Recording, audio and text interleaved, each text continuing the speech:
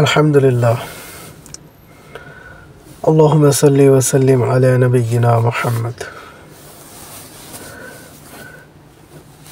বর্তমান সময়ে অর্থাৎ গতকাল যে ঘটনাটা ঘটে গেল টঙ্গীর ময়দানে, সাতপন্থী সন্ত্রাসীরা, তাদেরকে আমরা সাদিয়ানি বলি, কারণ কাদিয়ানিরা যখন দিন থেকে বের হয়ে গেছে, ভ্রান্ত ফতুয়া দিয়ে তাদের আলেমরা, তাদের সর্দাররা সাধারণ মানুষকে গোমরাহ করে তারা নিজেরাও পথভ্রষ্ট হয়েছে এবং তাদের অনুসরণকারীদেরকেও পথভ্রষ্ট করেছে। একটা হাদিসে রাসূলুল্লাহ সাল্লাল্লাহু আলাইহি সাল্লাম বলেন, কিয়ামতের পূর্বে যখন ইলম উঠিয়ে নেওয়া হবে, তখন শুধু জাহেল লোকেরা বাকি থাকবে, আর যারা সত্যিকারের দ্বীনের ইলম রাখনেওয়ালা আলেম, তাদেরকে আল্লাহ তাআলা উঠিয়ে নেবেন। তখন মানুষ ফতোয়ার জন্য,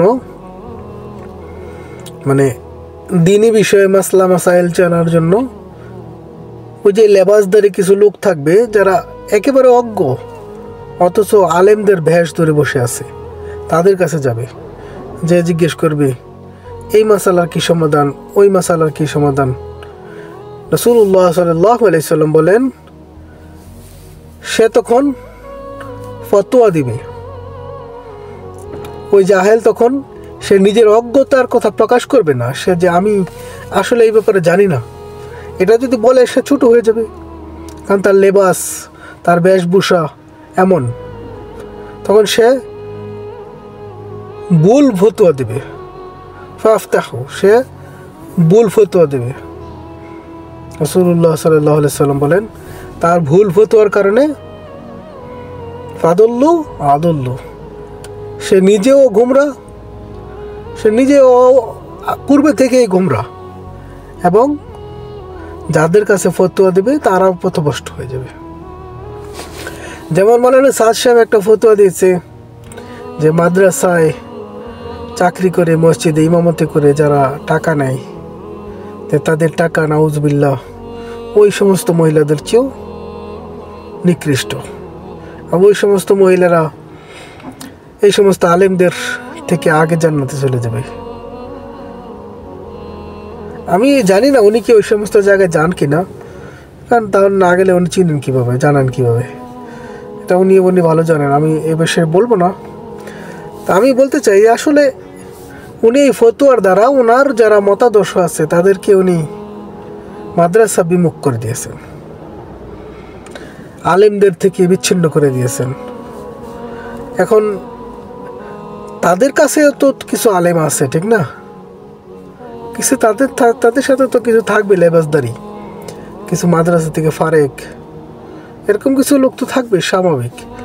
এটা তো হাজ্জাজ বিন ইউসুফের যে জামানা ছিল, তখন হাজ্জাজ বিন ইউসুফ সাহাবায়ে কেরাম রাদিয়াল্লাহু তাআলা আনহুদের বেশ কয়েকজনকে শহীদ করেছেন, সাঈদ ইবনে জুবায়েরকে শহীদ করেছেন।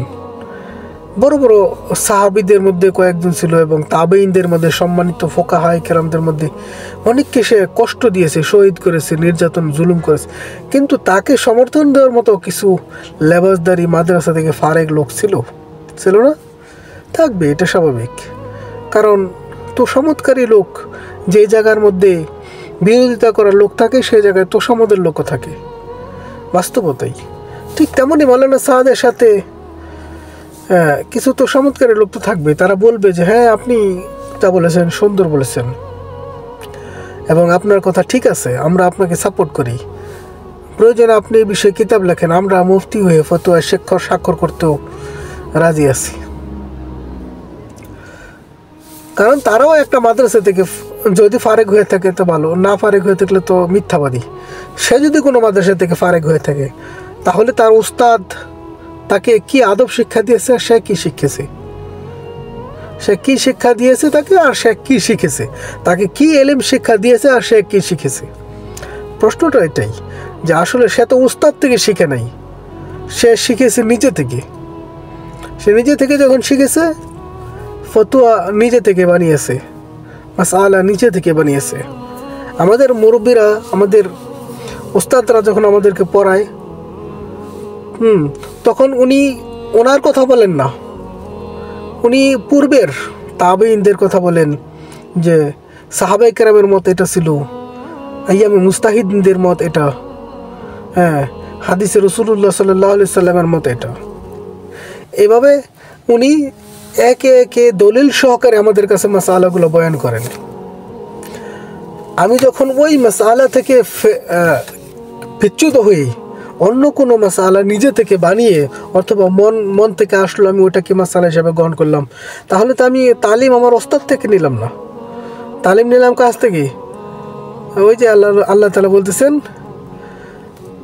ইত্তাবা হাওয়াহা, মানে তারা তাদের নফসকে, তাদের হাওয়া, তাদের শয়তানের প্রবৃত্তিকে সে খোদা বানিয়ে বসে আছে, সে খোদা বানিয়ে তা ওইখান থেকে মাসালা নিয়েছে। এই সমস্ত আলেমরা তো যুগে যুগে ছিল এবং থাকবে, কিয়ামত পর্যন্ত থাকবে। এটা হচ্ছে কি, ওই যে রাসূলুল্লাহ সাল্লাল্লাহু আলাইহি সাল্লাম হাদিসের মধ্যে বলছেন যে কিছু আলেম আছে শিরুল উলামা শিরারুন নাস, মানুষের মধ্যে কিছু লোক আছে সবচেয়ে নিকৃষ্ট প্রজাতির মানুষ, তারা হচ্ছে মন্দ আলেম, যারা ওলামায়ে কেরামের আহলে সুন্নাহ ওয়াল জামাতের থেকে বিচ্ছিন্ন হয়ে গিয়ে সে কোনো ব্যক্তির পূজায় লিপ্ত হয়েছে, কিংবা সে অন্য কোনো আদর্শকে গ্রহণ করে নিয়েছে। এটা বাস্তব যে পৃথিবীতে এখন যদি কোনো ব্যক্তি হকের উপরে নিজেকে থাকার জন্য দাবি করতে চায়, দাবি তো করা নিষিদ্ধ, তবে চেষ্টা করে সে হকের উপর থাকার জন্য, তাকে আহলে সুন্নাহ ওয়াল জামাতের সালফে সালেহিনদের মতের বাহিরে যাওয়া কোনোদিনই তার জন্য শুভ নয়। আর সে যদি সালফে সালেহিনদের মতের বাহিরে গিয়ে অনেক মত আদর্শকে গ্রহণ করে, এই সবগুলো তার জন্য ধ্বংস হয়ে তার কিছুই থাকবে না। আজকে টঙ্গীর ময়দানে যারা ওলামায়ে কেরামকে, তলাবায়ে কেরামদের এবং সাধারণ সাথীদেরকে আহত করেছে, নিহত করেছে, রক্ত জড়িয়েছে, এরা ওই সমস্ত ভুল ফতোয়ার কারণে। আমি তো সাধারণ মানুষ যারা আছে তারা তো উগ্র, তারা তো আসছে জাহিলিয়াত থেকে, তারা কিছুদিন আগেও উলঙ্গ হয়ে ঘোরাফেরা করতো, ফরজ তরক করতো, ঠিক না, গুনাহে নিমজ্জিত ছিল, গান বাদ্য নাটক সিনেমায় নিমজ্জিত ছিল। আলহামদুলিল্লাহ তাদেরকে কারো মেহনতের ফলে সে দাওয়াতে তাবলীগের সাথে যুক্ত হয়েছে। তাদের ভিতরে তো খায়েশাত ওটা আছেই, দুনিয়ার লোভ লালসা, মানুষকে মারা, এটা তো আছেই। এটা তার দাওয়াতের মেহনতের কারণে ওটা দাবিত হয়েছিল, ওটা আস্তে আস্তে দুর্বলতা শুরু করেছে। কিন্তু যখন তাদের সামনে বসে কিছু মুফতি, কিছু মাওলানা ভুল ফতোয়া দিল এবং তাদের বলল যে যারা আমাদের বিরুদ্ধে চলে গেছে তারা দাওয়াত তাবলীগ থেকে বিচ্ছিন্ন হয়ে গেছে, তারা দিন থেকে বিচ্ছিন্ন হয়ে গেছে, তারা উন্মুখ হয়ে গেছে, মুরতাদ হয়ে গেছে, তাদের দাওয়াত তাবলীগের কোনো অংশ নাই। আমি শুনেছি এই বয়ানগুলো, আমি এভাবে শুনেছি যে যারা আমিরের এতাআত করে না তাদের কোনো তবলীগ নাই, যারা মাওলানা সাহেব এতাআত করে না তাদের কোনো তবলীগ নাই, তারা তবলীগের লোক না। এমন ফতোয়া যদি আপনি দেন তাহলে তো আপনার সামনে যারা বসে থাকবে তারা কি করবে, হাতে আঙ্গুল চুষবে। তারা কি মনে করবে, তাদের ভিতরে অবশ্যই শয়তান আছে, আগের শয়তান তো আছেই, এখন সে কী করবে, ওই শয়তানটাকে আবার জাগিয়ে তুলবে। ওই যে জাগিয়ে তোলার পরে কি হয়েছে, সে ওই টঙ্গীর ময়দানে গিয়ে আলেমদের, হাফেজদের, ছাত্রদের এবং সাধারণ সাথীদেরকে হত্যা করেছে। আল্লাহু আকবার।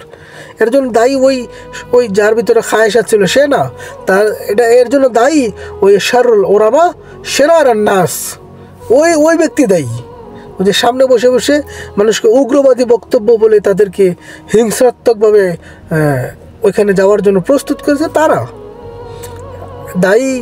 তারা তো সাথীরা তো অবশ্যই দায়ী, তারা মারছে, তাদের দায় বা অবশ্যই তারা, কিন্তু দায়ী ওই ব্যক্তি যে সামনে বসে বসে তাদেরকে তশকিল করেছে হত্যা করার জন্য।